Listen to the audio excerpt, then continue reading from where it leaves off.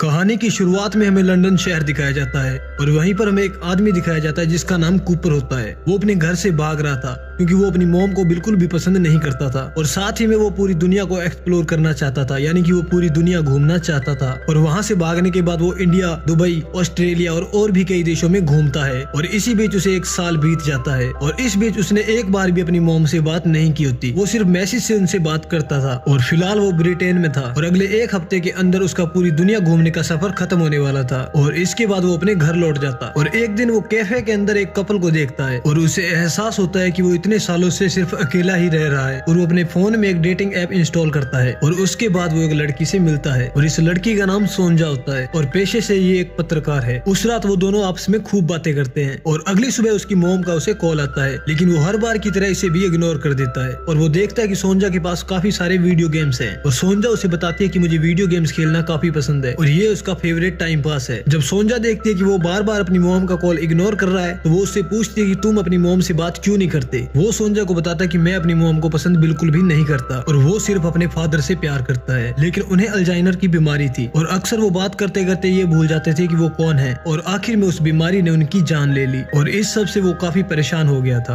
और इसीलिए वो घर से दूर आ गया। और वो उससे कहता है कि मुझे पता है कि मुझे आगे क्या करना है और मैं अब अपने घर जाऊंगा। और सोंजा उसे समझाती है कि एक बार ही सही, एक बार तो तुम्हें अपनी मॉम से बात करनी चाहिए। और तभी कूपर अपनी मॉम से बात करने के लिए फोन उठाता है, लेकिन उसके अंदर इतनी हिम्मत नहीं होती कि वो अपनी मॉम से बात कर सके क्योंकि उसने काफी समय से अपनी मॉम से बात नहीं की थी। और इसके बाद कूपर अमेरिका की टिकट खरीदने के लिए एटीएम से पैसे निकालने जाता है, लेकिन एटीएम मशीन उसे बताती है कि उसके अकाउंट में एक भी पैसा नहीं है और उसे यकीन ही नहीं होता। और वो तुरंत अपने बैंक से बात करता है और वो अपने बैंक में कॉल करता है और उसे पता चलता है कि उसके अकाउंट से कल रात को एक अनऑथराइज्ड ट्रांजैक्शन हुई थी, लेकिन बैंक उसे एश्योर करता है कि उसके पैसे रिफंड हो जाएंगे, लेकिन इस प्रोसेस में 1 या 2 दिन का समय लगेगा। लेकिन कूपर के पास अब खाने तक के भी पैसे नहीं थे और अमेरिका के लिए तो टिकट लेना बहुत दूर की बात थी। और वो मदद के लिए अपने पहचान वालों को कॉल करने के बारे में सोचता है, लेकिन उसे पता था कि कोई भी उस पर भरोसा करके उसे पैसे नहीं देगा। और आखिर में थक हार के वो सोंजा के घर आता है और कुछ दिनों के लिए उसके घर में रुकने की रिक्वेस्ट करता है और सोंजा भी उसके रहने के लिए मान जाती है, लेकिन फिर भी कूपर को कुछ पैसे चाहिए थे और जिसके लिए वो एक ऐप डाउनलोड करता है और इस ऐप से उसे अक्सर छोटी मोटी जॉब मिल जाती थी और वो अपना गुजारा कर लेता था। और तभी उसे एक कंपनी का ऑफर मिलता है जिन्हें अपना गेम टेस्ट करने के लिए एक आदमी की जरूरत थी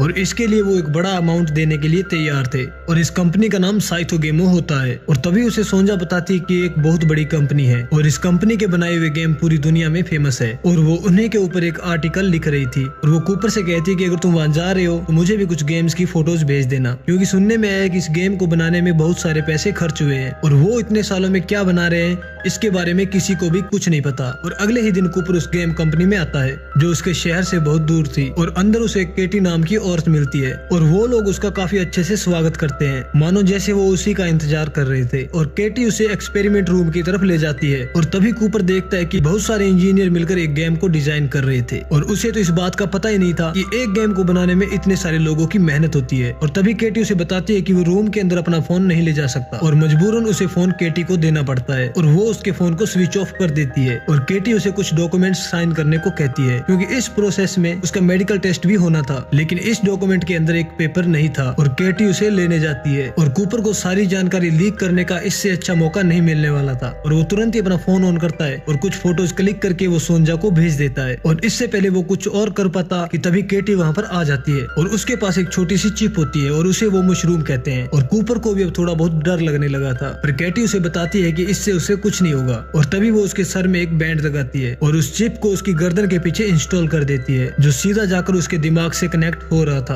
और तभी केटी उसके ब्रेन में कुछ डेटा अपलोड करती है और उसके सामने कुछ मेटल प्लेट रखती है जो देखते ही देखते कुछ छोटे छोटे गड्ढों में बदल जाते हैं। लेकिन तभी कूपर की मॉम का फोन आ जाता है और तभी केटी को उस पर थोड़ा बहुत शक होता है क्योंकि फोन को वो स्विच ऑफ करके गई थी और उन प्लेट्स के अंदर से एक छोटा सा चूहा निकलता है जो बिल्कुल वीडियो गेम जैसा होता है। और तभी केटी उसके ग्राफिक अपडेट कर उसे थोड़ा और रियलिस्टिक बना देती है, लेकिन वो चूहा सिर्फ कूपर के माइंड में होता है और कूपर के अलावा वो चूहा किसी और को दिखाई नहीं देता। और वो कूपर को उस चूहे को पकड़ने के लिए कहती है और जिसके बाद वो उसके साथ गेम खेलने लगता है और फाइनली उस चूहे को पकड़कर वो छोटे से गेम को जीत जाता है। और तभी केटी उसे बताती है कि ये सिर्फ एक डेमो था, इसलिए गेम टेस्ट अभी बाकी है। और वो कूपर से परमिशन लेती है कि क्या आप आगे कंटिन्यू करना चाहेंगे और इसके लिए उसे और भी पैसे दिए जाएंगे। कूपर को लगा कि ये बहुत ही आसान और मजेदार काम है और इसके लिए वो तुरंत ही उसके ऑफर को एक्सेप्ट कर लेता है। लेकिन कूपर को इस बात का अंदाजा भी नहीं होता कि ये गेम कितना भारी पड़ सकता है। केटी उसे गेम कंपनी के मालिक से मिलवाती है। कूपर इस गेम का हिस्सा बनने के लिए तैयार था। इस बात से गेम कंपनी के मालिक को बहुत खुशी होती है और वो उसे बताता है कि जिस गेम का टेस्ट हम तुम पर करने वाले हैं वो अब तक का सबसे मुश्किल और हॉरर सर्वाइवल गेम है। कूपर उससे कहता है कि वो इसके लिए तैयार है और वो उसके गर्दन में लगे चिप में उस गेम के डेटा को अपलोड करते हैं और उसे बताया जाता है कि हमारे द्वारा बनाया गया सॉफ्टवेयर तुम्हारे दिमाग से ही कुछ बातें निकालकर तुम्हें डराने की कोशिश करेगा। और इसके बाद वो उसे एक बड़े से घर में लाते हैं और इस घर में कोई नहीं रहता था और ये स्पेशली उस वीडियो गेम के लिए बनाया गया था। और तभी कूपर उनसे पूछता है कि मुझे इस गेम में क्या करना है और केटी उसे बताती है कि तुम्हें सिर्फ इस घर में अकेले रहना है। इस घर में ना मोबाइल था, ना टीवी था और ना ही इंटरनेट। और केटी उसे एक ईयरफोन देती है ताकि गेम के दौरान वो इससे बात कर पाए और अगर उसके दिल की धड़कन तेज होती है या उसे बहुत ज्यादा डर लगता है तो वो इस गेम को यहीं रोक देंगे। और कूपर को लगा कि उन लोगों ने उसके लिए बहुत सारी सेफ्टी कर रखी है, लेकिन उसके ब्रेन में जो चिप होती है वो उसकी सोच से भी काफी ज्यादा पावरफुल होती है। कूपर अब उस घर में अकेला होता है और वो ठंड से बचने के लिए उस घर में आग जलाता है और उस घर में करने के लिए कुछ नहीं होता। और केटी उसे बताती है कि हमने ये जानबूझकर किया है क्योंकि खाली दिमाग में ही उसका गेम अच्छे से काम कर पाता है। और तभी वो अपने आप को बिजी रखने के लिए एक किताब को पढ़ने लगता है, लेकिन तभी उसके सामने एक स्पाइडर आता है। वैसे तो कूपर मानता है कि उसे मकड़ियों से डर नहीं लगता, लेकिन उस चिप ने उसके दिमाग को स्कैन करके ये जान लिया था कि उसे मकड़ियों से ही सबसे ज्यादा डर लगता है और इसलिए वो सबसे पहले उसे मकड़ी ही दिखाती है। कि तभी केटी उसे बताती है कि उसे दिखने वाली कोई भी चीज उसे टच नहीं कर सकती। और वहीं पर कूपर ये डिसाइड करता है कि अब वो किसी भी चीज से नहीं डरेगा। लेकिन तभी उसे ऊपर से किसी के पैरों की आवाज आती है और वो सोचता है कि ये भी एक गेम का हिस्सा ही है और इसीलिए वो उसे देखने के लिए ऊपर जाता है। लेकिन जैसे ही वो पीछे मुड़ता है तो वो देखता है कि उसके सामने एक आदमी खड़ा होता है और उसे देखकर कूपर काफी ज्यादा घबरा जाता है। और वो आदमी कूपर की आंखों में आंखें मिलाकर उसे घूरे ही जा रहा था। और तभी कूपर को याद आता है कि ये उसके स्कूल का ही एक लड़का है और बचपन में उन दोनों की लड़ाई हुई थी और जिसमें उसने कूपर को बहुत ज्यादा मारा था। और यहाँ पर वो सॉफ्टवेयर उसे डराने के लिए उस लड़के के चेहरे का इस्तेमाल कर रहा था और कूपर को पता लग गया था कि ये गेम उसकी सोच से भी ज्यादा डरावना और खतरनाक है, लेकिन उसे पैसों की जरूरत थी और इसलिए वो कैटी से कहता है कि उसे अभी भी डर नहीं लगा और इस सब से उसे डराने की कोशिश बिल्कुल बेकार है। और तभी कूपर ड्रॉवर से कुछ बिस्किट्स निकालता है और जैसे ही वो उसे बंद करता है तो उसे एक आदमी की परछाई दिखाई देती है, लेकिन उसे पता था कि ये सब नकली है, इसलिए वो उसे भी सीरियस नहीं लेता। लेकिन जैसे ही कूपर उसके पास जाता है वो परछाई बड़ी होकर एक मकड़ी में बदल जाती है और उसका चेहरा उस स्कूल के लड़के से मिलता जुलता था, जिसका मतलब वो गेम उसके डर को अब कंबाइन करने लगा था। और इस बार कूपर काफी ज्यादा डर जाता है और केटी उसे शांत रहने के लिए कहती है क्योंकि उसके दिल की धड़कन बहुत ज्यादा तेज हो जाती है। लेकिन तभी हम देखते हैं कि उसका ईयरफोन भी अब काम करना बंद कर गया है और वो दोनों एक दूसरे से बात नहीं कर पा रहे। और तभी हम देखते हैं कि कोई दरवाजा नॉक कर रहा था, लेकिन जब कूपर दरवाजा खोलकर देखता है तो वहाँ कोई नहीं होता, लेकिन अभी भी उसे खटखटाने की आवाज आ रही थी। और तभी वो देखता है कि वहाँ पर सोंजा आ जाती है और कूपर उसे देखकर बिल्कुल हैरान हो जाता है क्योंकि वो उसे बिल्कुल असली लग रही थी और इस बार वो उसे टच भी कर पा रहा था। और तभी सोंजा उसे कहती है कि हमें यहाँ से जल्दी निकलना होगा, नहीं तो तुम इस गेम में मारे जाओगे, क्योंकि जिस गेम का एक्सपेरिमेंट ये कंपनी तुम्हारे पर कर रही है उस गेम का अप्रूवल सरकार ने इन्हें दिया ही नहीं, क्योंकि ये गेम बहुत ज्यादा खतरनाक है। कूपर को लगा कि ये भी गेम का एक प्लान ही है ताकि वो हार मान ले और उसे ऐसा लगता है कि सोंजा भी उस कंपनी के लिए काम करती है। बार बार सोंजा उसे समझाने की कोशिश करती है। कूपर उसे कहता है कि अगर तुम यहाँ पर काम नहीं करती तो तुमने मुझे ढूंढा कैसे। सोंजा उसे कहती है कि उसने उसके फोन को ट्रैक किया। कूपर उसे कहता है कि मेरा फोन तो यहाँ से कई किलोमीटर दूर बंद पड़ा है। और ये सुनने के बाद सोंजा अचानक से सीरियस हो जाती है क्योंकि वो भी एक गेम का हिस्सा ही थी और कूपर को डराने की उसकी कोशिश नाकाम हो गई थी। लेकिन ये गेम और भी ज्यादा खतरनाक हो जाता है जब सोंजा उस पर चाकू से हमला कर देती है और इस बार कूपर को सच में दर्द हो रहा था, जैसे सच में किसी ने उसको चाकू मार दिया हो। और जैसे ही सोंजा के बालों को खींचता है तो उसकी पूरी की पूरी खाल ही उतर जाती है और कूपर बड़ी मुश्किल से खुद को बचाता है। लेकिन जब कूपर अपने आसपास देखता है तो उसे सोंजा कहीं भी दिखाई नहीं देती और उसका घाव भी अब बिल्कुल ठीक हो गया था। और तभी उसे केटी की आवाज सुनाई देती है और वो तुरंत उसे गेम को बंद करने को कहता है क्योंकि अब इस गेम के कोई भी रूल फॉलो नहीं हो रहे थे। और वो केटी को बताता है कि उसके ऊपर हमला हुआ है और तभी केटी उसे बताते है कि ऐसा होना पॉसिबल नहीं है और इस गेम में कोई भी तुम्हें फिजिकली डैमेज नहीं कर सकता। और कूपर इतना ज्यादा डर जाता है कि वो अपने सर में लगी उस चिप को अपने आप ही निकालने लगता है और केटी उसे निकालने से मना करती है क्योंकि ऐसा करना उसके लिए खतरनाक हो सकता है, क्योंकि उस चिप को निकालना उसके लिए खतरनाक हो सकता है। और वो उसे शांत रहने के लिए कहती है और इस गेम को बंद करने का प्रोसीजर स्टार्ट कर देती है। और इसलिए वो कूपर से कहती है कि इसके लिए तुम्हें एक्सेस पॉइंट तक पहुंचना होगा और इस गेम से निकलने के लिए वो कुछ भी करने को तैयार था। और केटी उसे एक एक रूम में जाने के लिए कहती है, लेकिन कूपर को लगता है कि इसमें उसकी शायद मॉम हो सकती है, जिन्होंने अब सुसाइड कर लिया हो या देखते वो इसे मारने लगे, इसलिए वो अंदर जाने से मना कर देता है। पर केटी उसे अंदर जाने के लिए कहती है क्योंकि इसके बिना वो इस गेम को नहीं रोक पाएगी। और कूपर हिम्मत करके उस रूम के अंदर चला जाता है,